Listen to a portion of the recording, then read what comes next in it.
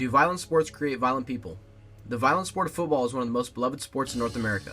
A report by Harris Poll in 2011 confirms this, as 64% of Americans watch NFL football.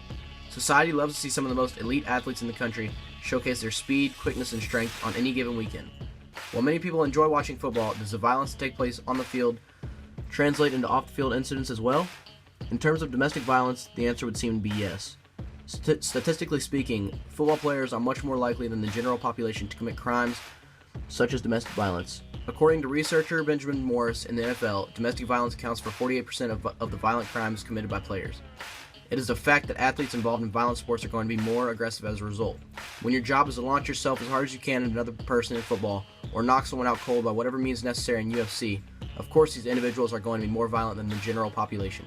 However, this does not excuse the violent actions that some athletes commit off the field. Well, Baltimore Ravens running back Ray Rice breaks his silence today, apologizing to his wife and his fans for the allegations that he attacked his wife, knocking her unconscious in a casino elevator this last February. Back here at home tonight, the NFL under fire again. New outrage over players accused of domestic violence. The Dallas Cowboys signing defensive lineman Greg Hardy to a deal worth up to $13 million.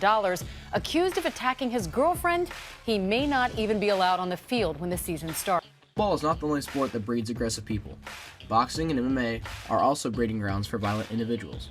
For example, one of the most legendary boxers in the history of the sport, Floyd Mayweather, has been arrested multiple times for domestic abuse. In MMA alone, at least 12 fighters have been accused of domestic abuse since 2010.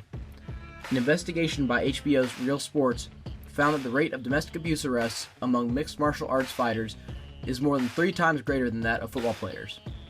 And we continue our breaking news of the Mayweather incarceration. Boxing champ, former Olympian Floyd Mayweather Jr. just surrendered in a Clark County courtroom. Violent sports not only take a toll on one's body, but also one's mind.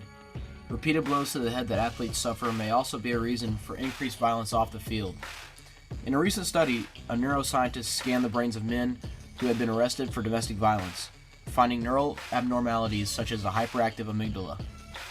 Neurologists have agreed that head injuries can seriously harm how the brain regulates anger, and Penn professor and well-known neurocriminologist Adrian Rain acknowledged that a link between NFL players' head injuries and domestic violence is very plausible.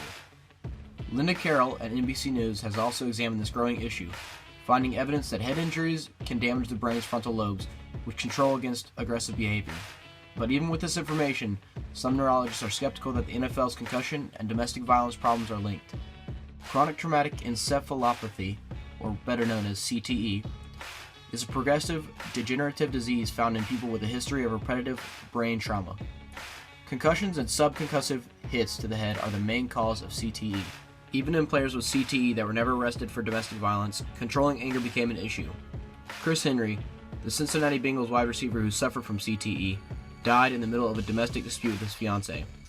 Another victim of CTE, NFL Hall of Famer Lou Creekmer, suffered from increasingly intensive, angry, and aggressive outbursts, his family told researchers.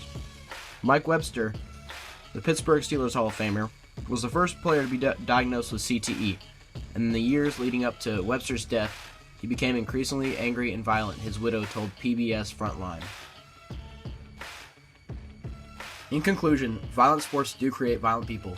Most athletes who participate in violent sports must be aggressive in order to succeed in their careers.